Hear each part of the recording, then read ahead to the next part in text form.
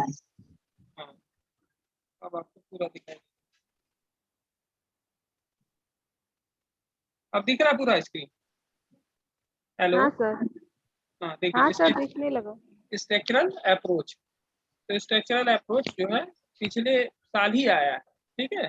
कभी मेथड के नाम से, कभी अप्रोच के नाम से।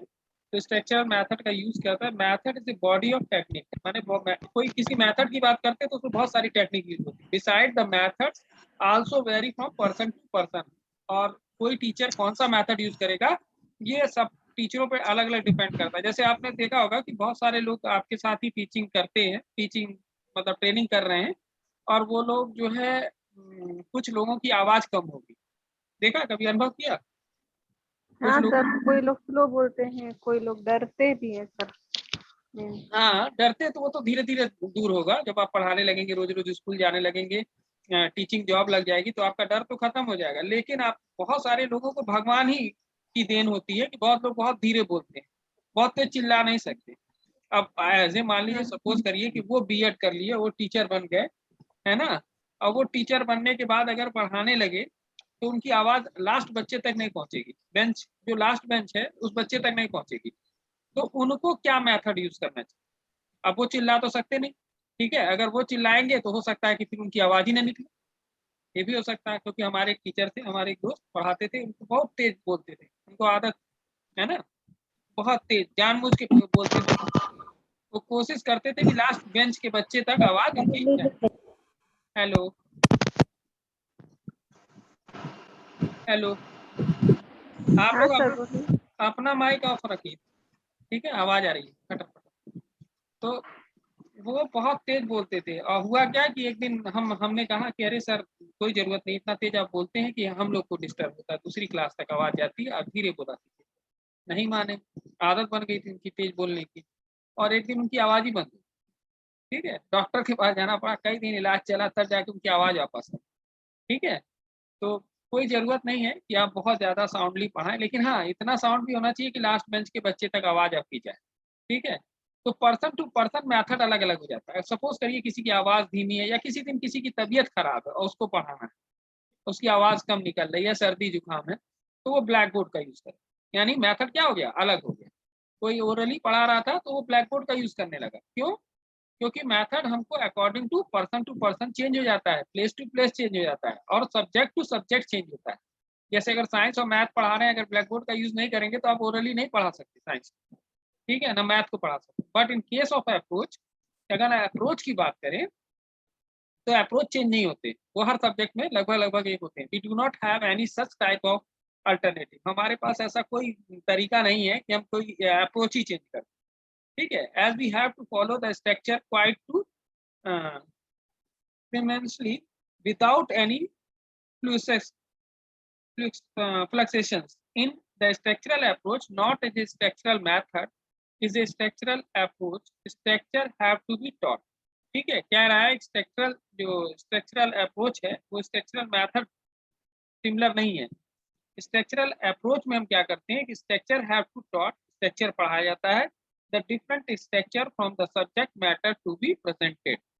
द डिफरेंट स्ट्रक्चर, अलग अलग स्ट्रक्चर यूज किया था सब्जेक्ट मैटर के हिसाब। According to BD. श्रीवास्तव की डिफिनेशन है कि जो स्ट्रक्चरल अप्रोच है is in fact the structural approach to language teaching. It is based upon the assumption that the language can best be learned when it is needed to felt in a situation। कह रहा है कि BD. Srivastava महोदय कह रहे हैं कि structural approach impact जो क्या है, ये लैंग्वेज पढ़ाने के लिए यूज होता है, लैंग्वेज टीचिंग में, जैसे हिंदी है, संस्कृत है और आपकी इंग्लिश है। Is based upon the assumption that the language can be best learn. और ये assumption है क्या चीज, किस चीज का, कि लैंग्वेज को अच्छे से पढ़ाया जा सके। डॉट दस concert relationship between the explanation and content can be established। जिससे कि जो कंटेंट आप पढ़ाने वाले हैं उसका रिलेशन हो सके, किस चीज से, एक्सप्लेनेशन से। आप कंटेंट क्या हो गया, वो मैटर जो आप पढ़ा रहे हैं, एक्सप्लेनेशन क्या हो गया, जो आप समझा रहे हैं, तो उन दोनों का रिलेशनशिप बन सके। This is essential in a language learning। The structural approach make us the situation in which the meaning find last expression। ठीक है, लास्ट एक्सप्रेशन, स्ट्रक्चरल अप्रोच क्या करता है, यूज टू सिचुएशन, उस समय काम आता है जब which meaning find to last expression, जब हमको पूरा एकदम एक्सप्रेशन करना होता है, किसी चीज को बताना होता है, व्याख्या करनी होती है, तब it is called the structural approach because the main emphasis led to a mastery of structure and pattern of sentence and paras and also on the special feature of language. कह रहा है it is called the structural approach. इसको structural approach क्यों कहते हैं, because the main emphasis of laid on a mastery of structure of pattern. जब आपको mastery मतलब वही मास्टर शब्द से बना है, मास्टरी मतलब आप उसमें पारंगत हो जाए पूरी तरह से उस लैंग्वेज को पढ़ाने में, पैटर्न ऑफ सेंटेंस बनाने में, पैराज बनाने में, also on A special features of language. आपने देखा होगा कि शहर में बहुत सारे टीचर होते हैं तो वो किसी न किसी सब्जेक्ट को पढ़ाने के लिए फेमस हो। जब आप बड़े स्केल पे जाते हैं 9th 10th 11th 12th की बात जब होने लगती है तो आपने देखा होगा शहर में कुछ टीचर कुछ चीज़ों के लिए फेमस होते हैं। मैथ के टीचर बढ़िया है, ये केमिस्ट्री अच्छी पढ़ाते हैं, ये फिजिक्स अच्छा पढ़ाते हैं, इंग्लिश अच्छा पढ़ाते हैं, ठीक है। तो वहाँ क्या होता है, वो क्यों फेमस होते हैं, उनको आता है पैटर्न ऑफ सेंटेंसेस बनाना, पैराज बनाना, किस तरीके से उस चीज को पढ़ाना है, स्टेप्स उनका पढ़ाया हुआ ज्यादातर बच्चों को समझना, which help to a construction of sentence, वो सेंटेंस बनाते हैं, such as a word order, किस तरीके से शब्दों का इस्तेमाल करना है, किस तरीके से बच्चे को समझाना है जिससे कमजोर से कमजोर बच्चा समझ जाए। स्ट्रक्चरल वर्ड, इसीलिए इसको स्ट्रक्चरल मेथड कहते हैं, स्ट्रक्चर तैयार कर किसका, सेंटेंसेस का, वर्ड्स का, and few of A influencer in English, और कुछ ऐसे वर्ड्स का यूज करना जो इन्फ्लुएंस करते हो इंग्लिश को बढ़ावा देते, ठीक है। तो अब आगे देखिए, कह रहा है no two language exactly go parallel in structure for example. कह रहा है कि दो दो जो आपकी लैंग्वेजेस हैं exactly go parallel in structure for example. देखिए एक एग्जांपल लिखिए, देखिए I went to the market, ये इंग्लिश का एक सेंटेंस है, I went to the market, मैं बाजार जा रहा हूँ। स्ट्रक्चर क्या है, the structure of sentence is subject, सबसे पहले कौन है, सब्जेक्ट है। सब्जेक्ट कौन है इस सेंटेंस में, आई क्या है, प्रोनाउन होगा, ठीक है, नाउन नहीं है क्योंकि नाम नहीं है, आई क्या है, प्रोनाउन है। Went to the market, went क्या है, वर्ब, ऑब्जेक्ट क्या है, टू द मार्केट, कहाँ जा रहा है, मैं बाजार जा रहा हूँ। तो इंग्लिश में अगर इस सेंटेंस को कहा जा रहा है तो पहले सब्जेक्ट आ रहा है, फिर वर्ब आ रहा है, फिर ऑब्जेक्ट आ रहा है। अगर आप इसको हिंदी में कहिए इसी सेंटेंस को तो क्या हो जाएगा, मैं बाजार जा रहा हूँ, यानी पहले सब्जेक्ट आया मैं, ठीक है, सर बाजार, मैं बाजार जा रहा हूँ, मैं बाजार पहुंचा होगा ना। I went to the market, वो वेंट, वेंट मीन्स गो, हाँ, वेंट का go second went form, gone second form है ना, हाँ। तो पास्ट इंडेफिनिट, मैं बाजार गया था, सही ये होगा, ठीक इट है, मीन्स मैं बाजार गया था, ठीक है, यही ना होगा, क्या होगा, यस, यही मैं, होना चाहिए जो बोल, हाँ, आई वेंट टू द मैं मार्केट, बाजार गया था। मैं बाजार गया था, पास्ट टेंस है, ठीक है, गो वेंट गॉन, तो वेंट है तो सेकंड फॉर्म हो गए पास्ट, ठीक है। तो मैं बाजार गया था, लेकिन उससे नहीं मतलब, हम क्या कह रहे हैं, पहले उसमें उस सेंटेंस में क्या था, आई क्या था, प्रोनाउन था, सब्जेक्ट के रूप में यूज हुआ, वेंट वर्ब था, हाँ, क्रिया थी, और टू द मार्केट क्या था, ऑब्जेक्ट था, टू द मार्केट ऑब्जेक्ट था। अगर इसी को हिंदी में हम कन्वर्ट कर रहे हैं तो क्या हो जा रहा है, मैं बाजार गया था, यानी मैं कौन हो गया, सब्जेक्ट, बाजार क्या था, सब्जेक्ट हमारा ऑब्जेक्ट था, करता है। बाजार क्या था, ऑब्जेक्ट था ना, तो ऑब्जेक्ट बीच में आ गया, ऑब्जेक्ट यहाँ पे देखिए बीच में आ गया, पहले क्या था, वर्ब बीच में था। अब इस जब हिंदी में बोला गया सेंटेंस तो ऑब्जेक्ट बीच में आ गया, वर्ब लास्ट में चला गया, गया, मैं हाँ बाजार सर, गया हिंदी था, का उल्टा बनता है इंग्लिश में। ठीक है। So the different Hindi, language, हाँ, तो कह रहा है कि so the different language is required to different output, ठीक है, for the learning of language. अगर हम भाषा को पढ़ा रहे हैं तो हम अलग अलग तरीका यूज करते हैं। This approach allow the mother tongue in A initial stages mainly for explanation of situation when some sentence pattern is to be practiced।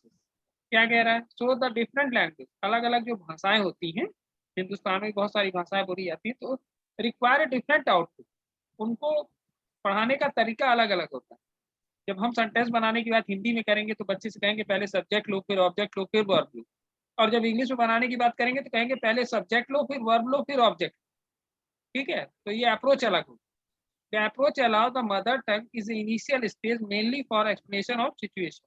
When some sentence pattern is to be practices.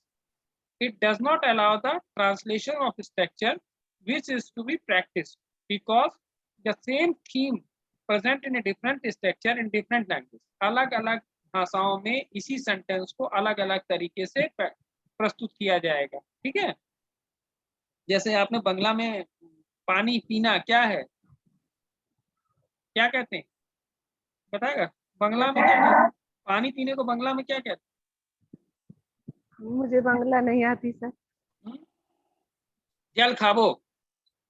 ठीक है, खाते हैं क्या कोई जल को? हाँ हो गया ना जल को तो अंतर, पीते हैं ना। हो गया ना अंतर। किसी बंगाली से हाँ। पूछिएगा, आप बंगाली घर जाएंगे और बंगाली आपको पानी देगा तो कहेगा तुम जल खाबो, तुम जल खाओगे। अब जल खाया नहीं जाता, पिया जाता है। तो थोड़ा सा अंतर आ गया, स्ट्रक्चर में अंतर आ गया भाषा के। ठीक है, the learners are given a drill of the structure drill the habit formation made to the structure. एक लर्नर जो होता है सीखने वाला, are given drill of a structure, वो स्ट्रक्चर की ड्रिल करता है till the habit formation made in the structure. The main aim this approach is to given a learner to LSRW skill. मतलब क्या होता है, द मेन एम क्या होता है, अप्रोच क्या है, given to learner LSRW skill, मतलब लिसनिंग, ठीक है, स्ट्रक्चर और राइटिंग, रीडिंग और writing. Listening, reading, writing, speaking. हाँ SLR। हाँ, LSRW। ठीक है, लास्ट में राइटिंग, हाँ। सबसे लास्ट में राइटिंग आएगा। ठीक है, बीच में रीडिंग और स्ट्रक्चर आ गया। तो EV gently says the first follow the nature of a good pieces of advice for the language teacher as a nature does so as the sure way to success. It is only a common sense to follow her method. कह रहा है कि अगर आप किसी language teacher पढ़ाने जा रहा है तो सबसे ज्यादा जरूरी क्या है, as a nature does so us the sure way to success. अगर आप सफल होना चाहते हैं लैंग्वेज टीचिंग में तो it is only a common sense to follow हर मैथड। तो उस भाषा के मैथड्स को यूज करिए। they are followed today in the schools of the world. There is a very little failure of learn a language। ठीक है, और ये बता रहे कि दुनिया के देशों में भाषा सीखने में दिक्कत क्या आ रही है कि हम जो भाषा के मेथड है वो नहीं यूज करते। According to Menon and Patel the object structural approach are. देखिए है क्या अप्रोच, ये structural approach to lay a foundation of English to establishing through drill and repetition about 275 graded structure। कह रहा है कि इंग्लिश टू ले द फाउंडेशन ऑफ इंग्लिश, अगर फाउंडेशन इंग्लिश की देखिए तो करीब करीब 275 ग्रेडेड स्ट्रक्चर्स अवेलेबल हैं इंग्लिश पढ़ाने। enable to children to attain the mastery over the essential vocabulary about 3000 root words for active use। कह रहा है कि अगर एक बच्चे को आपको मास्टरी देनी है इंग्लिश में तो वोकैबुलरी उसकी कितनी होनी चाहिए, 3000 रूट वर्ड्स की होनी चाहिए, 3000 root words. To correlate the teaching of grammar composition with the reading lesson.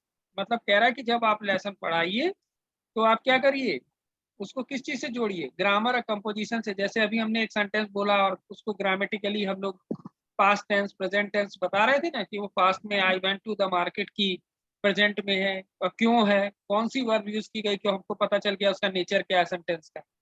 तो ये कोरिलेट कीजिए टीचिंग को किससे, ग्रामर और कंपोजिशन, रीडिंग ऑफ लेसन।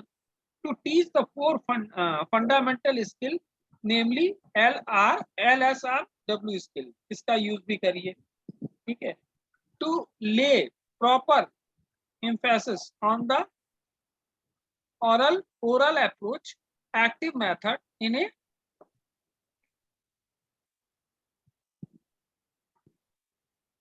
ठीक है, formal to grammar for its onset. मतलब क्या कह रहा है, lay proper emphasis on a oral approach, oral approach का भी यूज करिए, एक्टिव मेथड का यूज करिए, कंडमनेशन ऑफ फॉर्मल ग्रामर, और जो फॉर्मल ग्रामर यूज होती है उसका यूज करें। प्रिंसिपल ऑफ स्ट्रक्चरल अप्रोच, क्या क्या प्रिंसिपल हैं स्ट्रक्चरल अप्रोच के, तो इम्पोर्टेंस ऑफ स्पीच। मतलब स्पीच मतलब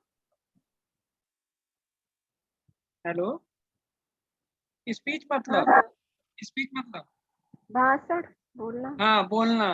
ठीक है, इसका भी बहुत योगदान है। Importance of speech, the very purpose of a language to a communication, we can communicate by two means, एक स्पीकिंग और सेकंड है राइटिंग। कह रहा है किसी भी लैंग्वेज को कम्युनिकेट करने के लिए, किसी को समझाने के लिए हम दो ही काम करते हैं, या तो बोलते हैं और या लिख के देते हैं। तो writing is a skill of literature, literate.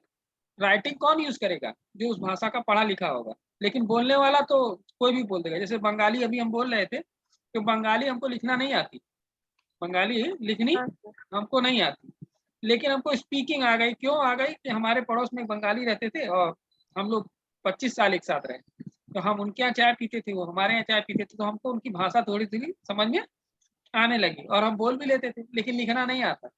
Speaking is skill of both literature. ठीक है, लिटरेट एंड इलिटरेट। स्पीकिंग क्या है? वो दोनों आदमी कर लेते हैं, जो उस भाषा को लिखना भी जानता है, लिटरेट है, और जो जानता है लिखना वो तो बोल भी लेता है, लेकिन जो लिखना नहीं जाता वो सिर्फ बोल पाता है। तो speaking is a more important to language user. किसी लैंग्वेज को यूज करने वाले के लिए स्पीकिंग आना जरूरी होता है। आपने देखा होगा कि जब आप कहीं इंटरव्यू देने जाते हैं इंग्लिश वगैरह का, तो आपको वहां लिखवा के नहीं कोई देखता, ये नहीं कहता कि ऐसे लिख के ले आओ इंग्लिश है। वो आपसे टॉकिंग करेगा और आप अगर इंग्लिश में उसके जवाब दे पा रहे हैं तो वो समझ जाएगा कि इसको इंग्लिश समझ में आती है और ये बोल लेता है। आपकी स्पेलिंग चेक नहीं होती। कहीं भी आप इंटरव्यू के लिए जाएंगे, इंग्लिश में देंगे इंटरव्यू, तो आपको बोलना आना चाहिए और अगले ने जो क्वेश्चन पूछा वो समझना आना चाहिए। तो आपसे कोई ऐसे नहीं लिख पाएगा। Structural approach gives a much importance to speech. यानी स्ट्रक्चरल अप्रोच यूज करने के लिए सबसे ज्यादा जरूरी किस चीज पे है? स्पीकिंग एंड राइटिंग पे। इंपॉर्टेंस ऑफ स्पीच, खासकर बोलने। Formation of language habit. Structural approach relies much on pattern drill. Pattern drill is given mainly to give an opportunity to have a habit formation. मतलब होता है ना कि language habit बनाना। आपने देखा होगा बहुत सारे इंग्लिश मीडियम में कुछ दिनों पहले तक था, एलएफएस वगैरह में था, कि अगर बच्चे ने हिंदी बोल दी तो फाइन लगे। ठीक है, तो डायरी में लिख देते थे बच्चे डेली कि आज इसने 5 वर्ड इंग्लिश में हिंदी में बोले स्कूल में। ठीक है, तो वो नोट हो जाता था, टीचर ही उसकी शिकायत करता।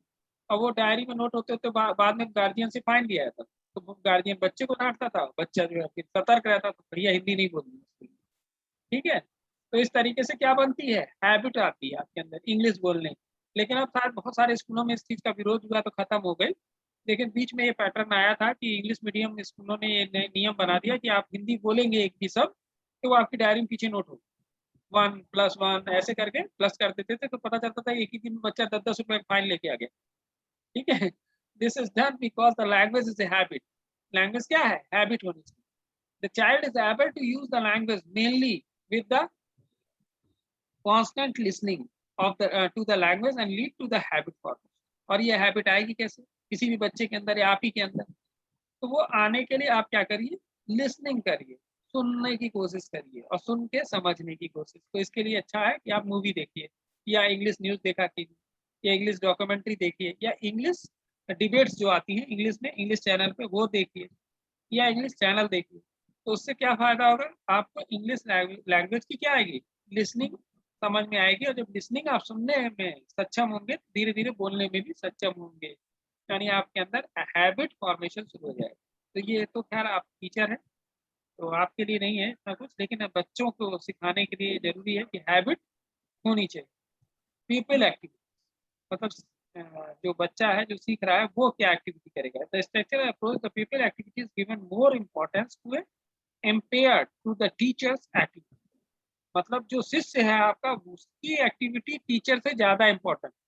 The structural approach takes care to activity involving both teacher और student for the better teaching learning transaction।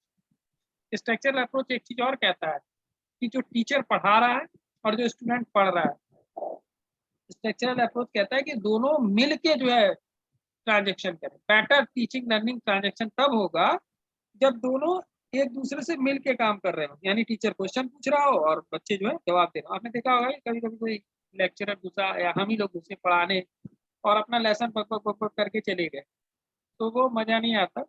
मजा कब आएगा? जब हम कुछ पूछें और आप बताते रहें, फिर आप मान लीजिए सपोज करिए आपने गलत बताया, फिर हमने उसको सही बताया, फिर हमने पूछा, फिर आपने बताया, तो ये बेटर टीचिंग लर्निंग ट्रांजेक्शन है।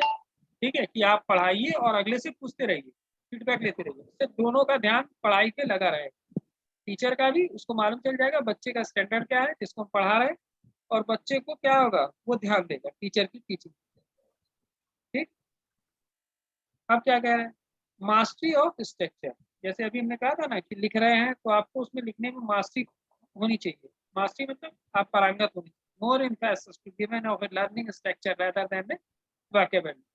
The particular structure taken for the teaching practice on all the language skills LSRW is done one by one on the same step. Mastery कब आएगी कि हर चीज आप क्या करिए, स्टेप बाय स्टेप करिए। पहले लिसनिंग करिए, पहले सुनना सीखिए, किसी भी चीज को सुनेंगे तभी आप आगे कुछ कर पाएंगे। फिर स्ट्रक्चर आप बनाइए, सेंटेंस बनाइए, फिर क्या करिए, रीड करिए, फिर आपको आएगी राइटिंग। लास्ट में आपको राइटिंग करनी, राइटिंग सबसे लास्ट स्किल। ठीक है, सबसे पहली स्किल कौन सी है, लिसनिंग। ठीक। तो मास्टरी आपको स्ट्रक्चर, सेंटेंस का स्ट्रक्चर बनाने की कब होगी, जब आप लिसनिंग करेंगे, उसका स्ट्रक्चर बनाएंगे, फिर रीड करेंगे, फिर राइट करेंगे। ठीक। अब कह रहा है meaningful situation, avoid the monotonous. The teacher has to be innovative to creative meaningful sentence. जैसे सपोज करिए कि आपने बहुत सारे लोगों को देखा होगा कि लोग आधे वर्ड, मोनोटोनस। हाँ वही बता रहे, मोनोटोनस अभी बता रहे। मोनोटोनस मतलब होता है, अभी बता रहे, जैसे कि आपने देखा होगा बहुत सारे लोग, हम लोग कहते हैं ना, अब अगर सपोज करो हमने किसी को जाने के लिए कहना, हम कह जाए, जाओ। जाओ शब्द जो है क्या है, अपने आप में पूरा नहीं, हमको क्या कहना था, अभी तुम यहाँ से जाओ। ठीक है, क्या कहना था, अभी तुम यहाँ से जाओ। तो ये पूरा नहीं था, जाओ। तो ये क्या है, जाओ मोनोटोनस, मतलब आधा सेंटेंस मत बोलिए कभी, छोटे छोटे वर्डों का यूज मत करिए। भागो, अब इसका क्या मतलब, कोई मतलब नहीं, मोनोटोनस हो गया। ठीक है, बात तो समझ में आ रही है, अगले को समझ में आ जा रहा है आपका छोटा सा वर्ड कि यहाँ से भगाया जा रहा है मुझको।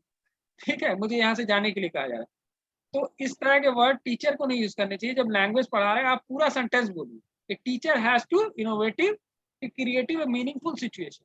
एक मीनिंगफुल सिचुएशन बनाइए, तब अब आप कहिए कि क्यों तुम्हें यहाँ से हटाया जा रहा है या क्यों ऐसा किया जा रहा है। To a presented a teaching item, किसी भी टीचिंग आइटम को आप बता रहे हैं तो बहुत शॉर्ट में मत चलिए, उसका कॉज भी बताइए। जैसे होता है ना कि कोई टीचर पढ़ा रहा है कि भारत की राजधानी दिल्ली थी, तो दिल्ली राजधानी बनाने का कारण क्या था, वो भी बताइए। ठीक है, सिर्फ इस पे मत चलिए कि दिल्ली देश की राजधानी, बस खत्म हो गया सेंटेंस है। या नई दिल्ली देश की राजधानी, पुरानी दिल्ली क्यों नहीं बनाया गया राजधानी, बताएंगे आप लोग? आप बताइए तो, है इतिहास नहीं पढ़ा थोड़ा बहुत? नहीं मालूम। नहीं मालूम। देखिए पुरानी दिल्ली बता जो, दीजिए सर। हाँ बता रहे हैं, पुरानी दिल्ली बहुत कंजेस्टेड है। ठीक है, बहुत पतले पतले रास्ते हैं, और हमारे जो मंत्री मंत्री हैं बड़ी बड़ी गाड़ियों से चलते हैं, उनकी सुरक्षा भी संभव नहीं थी। पुरानी दिल्ली में मुस्लिम आबादी ज्यादा है, और ये देश में हिंदू की आबादी ज्यादा है, तो उनकी हत्या हत्या होने का भी डर था। तो इसलिए पुरानी दिल्ली को सुरक्षित नहीं समझा गया। पुरानी दिल्ली में सिर्फ 15 अगस्त को लाल किले पर झंडा फहराया था पुरानी दिल्ली में। ठीक है, लेकिन नई दिल्ली को देश की राजधानी बनाया गया क्योंकि चौड़े चौड़े रास्ते हैं, वो बाद में बसी, और वहां पे सुरक्षा की ज्यादा संभावना है नेताओं की। और लाल किले पे जब झंडा फहराते हैं तो उसके आगे ब्लड प्रूफ जैकेट वो होता है, ब्लड प्रूफ शीशा होता है। जहाँ प्रधानमंत्री बोलते हैं भाषण, तो उसके आगे शीशा लगा रहता है ब्लड प्रूफ, वो गोलियां तक नहीं जा सकती। मुस्लिम बहुल इलाका है, और डर रहता है कि कहीं इनके ऊपर हमला ना जाए, दूर से कोई गोली ना मार दे, काफी दूर से। तो बड़ा ही खतरनाक इलाका है पुरानी दिल्ली। पुरानी दिल्ली को इसलिए राजधानी नहीं बनाया, बहुत कंजेस्टेड है, बहुत गंदी, गंदगी ज्यादा है। लेकिन नई दिल्ली उतनी साफ सुथरी है, चौड़े रास्ते हैं, सुरक्षा है। तो नई दिल्ली अंग्रेजों की बसाई हुई थी, पुरानी दिल्ली मुगलों की बसाई हुई थी, डिफरेंट टाइप। ठीक है, इसलिए राजधानी बनाई गई। तो हर चीज का कॉज बताइए बच्चे को। अगर मान लीजिए सपोज करिए आप देश की राजधानी पढ़ा रहे हैं, नई दिल्ली पढ़ा रहे हैं, या देश की कैपिटल सिटी पढ़ा रहे हैं किसी बच्चे को, तो सिर्फ ये मत बताइएगा कि कैपिटल है हमारे देश की न्यू दिल्ली, क्यों है, तो वो भी कॉज बताइएगा पुरानी दिल्ली को क्यों नहीं बनाया गया। फिर दूसरी बात है कि पूरे देश में दिल्ली को ही क्यों बनाया गया। तो आप अगर ध्यान से देखेंगे तो मुगलों ने 300 साल, मतलब 200-250 साल जो शासन किया था वो दिल्ली से ही किया था, सेंट्रल से। दिल्ली का सबसे ज्यादा विकास हुआ था, इसलिए दिल्ली को राजधानी बनाया गया। फिर दिल्ली को अगर ध्यान से देखिए, ज्योग्राफिकल कंडीशन वो भी अच्छी है। दुनिया के जितने भी बाकी देश हैं उन सबसे दूरी हमारी दिल्ली से बराबर है। पाकिस्तान, हमारे जितने पड़ोसी देश हैं वहां से दूरी सबसे कम दिल्ली से ही पड़ती है। पाकिस्तान से दूरी कम, अफगानिस्तान से दूरी कम, चाइना से दूरी कम। दिल्ली से आप कहीं भी फ्लाइट पकड़िए, करीब करीब थोड़ा ही समय लगेगा, आप दूसरे देश के बॉर्डर में पहुंच जाएंगे। तो इसलिए भी दिल्ली को राजधानी बनाया।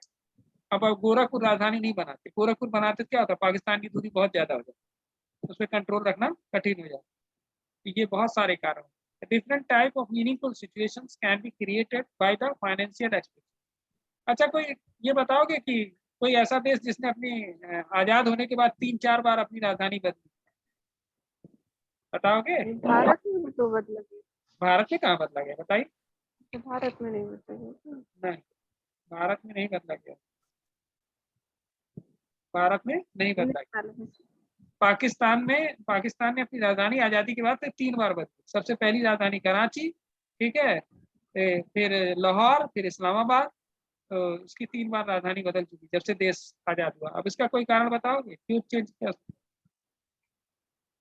नहीं मालूम सर, ये भी नहीं मालूम क्यों चेंज किए थे। दिमाग लगाइए, क्यों चेंज किया होगा, बताइए, कुछ सोचिए। वो अब ऐसा देश था ना जिसके यहाँ डेवलपमेंट था ही नहीं, बहुत बैकवर्ड था, पैसे भी नहीं थे, गरीबी थी। तो उसने अपनी राजधानियों को जानबूझ के चेंज किया कि उसके शहर डेवलप हो जाए। वो जब राजधानी को चेंज करता है तो उसके शहरों में डेवलपमेंट होता है कि भाई हमारे देश की राजधानी सुंदर बना। तो उसने 3 शहरों को सुंदर बनाने का। लाहौर बना नहीं पाए पूरी तरह से, कराची सही बात है बना, बॉम्बे की तरह है एकदम चौड़े चौड़े रोड और सब कुछ आधुनिक है। अब वो इस्लामाबाद ले गए तो इस्लामाबाद एकदम डेवलप कर दिया, ठीक है। तो ये कारण, लेकिन भारत के साथ ये प्रॉब्लम नहीं। हमारी दिल्ली पहले भी तो विकसित थी। भारत में कोई था ना कि बीच में मुंबई हाँ, में भी राजधानी बना दिया था। नहीं नहीं, एक अ, दिल्ली में था एक सुल्तान, दिल्ली से दौलताबाद ले गया था राजधानी। पागल सुल्तान उसको हाँ, बोलते उसको हैं। पागल, फिरोज शाह तुगलक।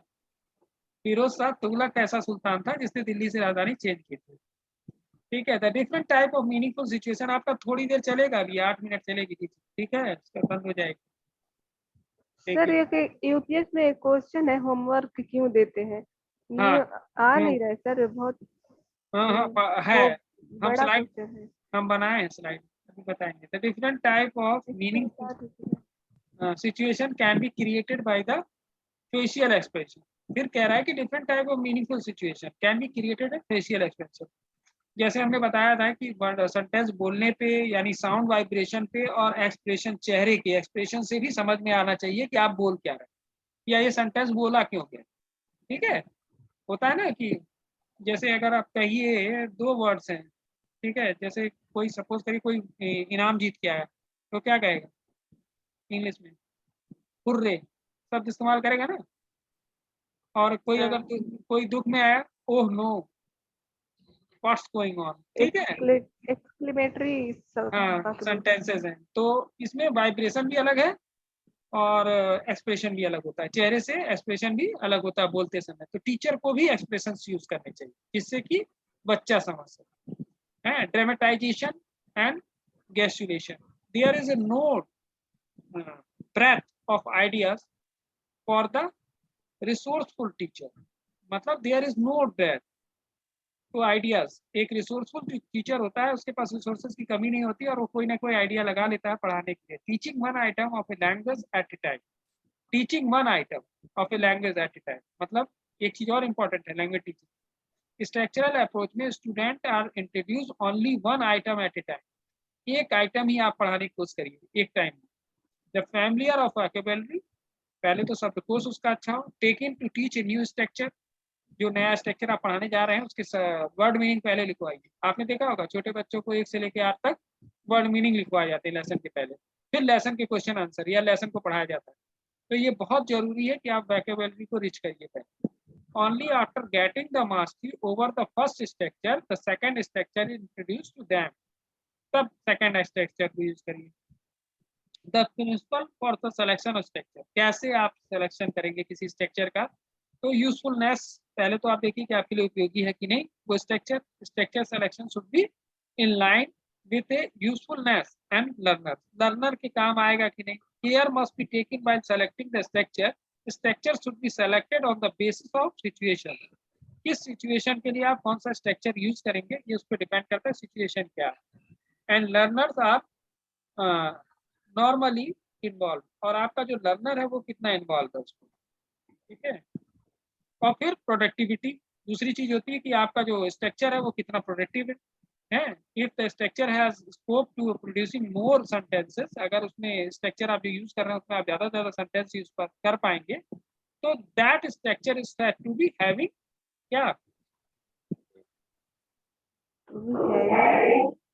ये दिखाई नहीं दे रहा। हाँ, हैविंग, अच्छा अच्छा, या आगे नहीं, हैविंग मोर प्रोडक्टिविटी है। So we should optimise for the structure that have to a more productivity, यानी आप वो स्ट्रक्चर यूज करिए जिसमें ज्यादा से ज्यादा प्रोडक्टिविटी हो। For example, she has to go है हीट ऑफ आयरन। अब देखिए क्या कह रहा है, we can make the innumerable sentences which is first structure, the structure has to, ठीक है, she has to go, तो so the structure has a high productivity, क्यों, she has to go। अब अगर आपने ये सेंटेंस यूज किया she has to go, तो आपके पास जो आंसर आएंगे वो बच्चों के बहुत सारे आएंगे, बहुत सारे सेंटेंस बनेंगे ना इस पे। वो आधा सेंटेंस है, सी हैज टू गो, कहाँ गया, मार्केट गया, बाजार गया, पूरी कहानी लिख सकते बच्चे, तो उसमें प्रोडक्टिविटी ज्यादा है। हीट द आयरन क्या है, अपने आप में खत्म है सेंटेंस, लोहे को गर्म करो, खत्म हो गए। The number of sentences that can be made from the second structure is almost limited. जो सेकंड सेंटेंस हमने यूज किया है हीट द आयरन, वो अपने आप में कंप्लीट है और वो कंप्लीट सेंस दे रहा है, वहीं खत्म हो जाएगा। और जो पहला वाला है वो आधा है, सी हैज टू गो, तो उसकी प्रोडक्टिविटी ज्यादा है। तो स्ट्रक्चर हमको इस तरीके से बनाना रहता है। फिर आता है सिंप्लिसिटी, यानी प्रोडक्टिविटी मतलब सर उत्पन्न करना ना, मतलब हाँ एक हाँ से कई उत्पन्न हो पाए, तो इसमें दे रहा सी है तो वो मतलब कहाँ जा रहा है, कहीं भी जाने हाँ, का कहीं वो भी जा प्रतीक सकता है होता वो, आप बहुत सारी कहानी, दिल्ली जा सकता है, बॉम्बे जा सकता है, मॉल जा सकता है, पिक्चर देखने जा सकता है, बहुत सारी चीजें हो सकती है ना। तो वो अपने आप में प्रोडक्टिविटी, बहुत सारे सेंटेंस आपके सामने आएंगे, ठीक है, आएंगे ना उत्तर। और है। हाँ सिंप्लिसिटी, सिंप्लिसिटी कभी कभी ये मतलब साइकोलॉजी में पर्सनालिटी टेस्ट होता है, मनोविज्ञान में होता है ना, पढ़े। नहीं पढ़े, फर्स्ट ईयर में होगा, पर्सनालिटी टेस्ट होता है, उसमें एक पर्सनालिटी टेस्ट होता है, उसमें इसी तरह के सेंटेंसेस आधे आधे दे दिए होता है। जाते हैं। हाँ, ठीक है, वो आधे आधे सेंटेंस दे दिए जाते हैं, हम लोग यूज करते थे, ठीक है, रिसर्च में। तो उसमें क्या करते थे, बच्चे को दे देते थे, वो पेपर भरता था, सेंटेंसेस को पूरा करना होता था उसको, उससे सेंटेंसेस जो पूरा करता था उससे हम उसके व्यक्तित्व बता देते, पर्सनालिटी बताए तुम किस टाइप की, ठीक है। यानी कोई आदमी जो सोचता है, जो उसकी सोच है, वही उसका व्यक्तित्व है। और व्यक्तित्व कैसे बाहर निकलवाते थे, सेंटेंस को पूरा करा के। तो ये बुद्धि साइकोलॉजी लब्धि वाला है नहीं, सर, लग ना रहा है। ना ना ना ना, बुद्धि का बुद्धि, ना ना परखते ना, हैं। नहीं नहीं, बुद्धि वाला अलग है, बुद्धि तो अलग चीज है, आईक्यू टेस्ट अलग है, पर्सनालिटी टेस्ट हाँ है, क्योंकि वो आईक्यू टेस्ट है। पर्सनालिटी टेस्ट हम लोग अलग तरीके से कराते थे, ऐसे आधे आधे सेंटेंस देते थे, ठीक है। तो उसमें आप जो लिखते हैं उससे पता चल जाता है आप सोचते क्या, ठीक है। जैसे अगर हम आपसे कोई क्वेश्चन पूछें और आप उस क्वेश्चन का जो आंसर देंगे, उससे आपकी सोच पता चल जाएगी, ठीक है, कैसे हैं आप, इंट्रोवर्ट हैं, एक्सट्रोवर्ट हैं, कि आप जो है अपने मन में रखते हैं बातें, किसी को बताना नहीं चाहते हैं। तो ये सब चीजें उससे पता चलती है। Simplicity, by the simplicity bye means that the form of meaning the structure should B simple. माने आप सिंप्लिसिटी रखिए बनाते समय स्ट्रक्चर, जैसे दे आर प्लेइंग, वे सब खेल रहे हैं, ठीक है, खेल रहे हैं, ठीक है, प्रेजेंट टेंस में दे आर प्लेइंग। तो is simpler to compare to structure no sooner did the rain stop. अब ये सेंटेंस देखिए, no sooner did the rain stop, क्या कह रहा है, बताएगा कोई। वर्षा जल्दी नहीं रुकेगी। हाँ, no sooner did the rain stop then the boys started playing. So है दे आर प्लेइंग, जैसे हमने कहा कि वे खेल रहे हैं। अब ये सिंपल सेंटेंस हो गया। अब इसी को हमने इस तरीके से दूसरे तरीके से क्या किया, no sooner did the rain stop then the boys started playing, ठीक है। अगर बारिश नहीं वो होगी तो बच्चे क्या करेंगे, तो हम then the boys started playing, तो बच्चे खेलेंगे। So care must be taken, take up the simple sentence structures to be teach. बच्चों को जब पढ़ाइए तो बहुत कठिन से वर्ड्स मत बनाइए, सेंटेंस ना बनाइए, छोटे और सार्थक सेंटेंस बनाइए जो बच्चे समझ जाए। टीचेबिलिटी, फिर इस पे डिपेंड भी करता है कि टीचेबिलिटी हो, मतलब उसको पढ़ाया जा सके। ऐसे सेंटेंस भी मत स्ट्रक्चर ना बनाइए लेसन का कि आप टीच ही ना कर पाए। By teachability by means that the structure should be give more scope to easy demonstration, मतलब जो चीज आप पढ़ा रहे हैं उसको समझाना आपके लिए आसान हो। ठीक है, the structure which can be taught very easily should be given preference. तो ऐसी चीजों को प्रेफरेंस दिया जाता है। किन चीजों को प्रेफरेंस दिया जाता है? Teacher by we means that structure should be given more scope जिसका वो डेमोन्स्ट्रेशन करते हैं। एडवांटेज क्या है स्ट्रक्चरल अप्रोच के? तो approach is promote to speech habit, speech habit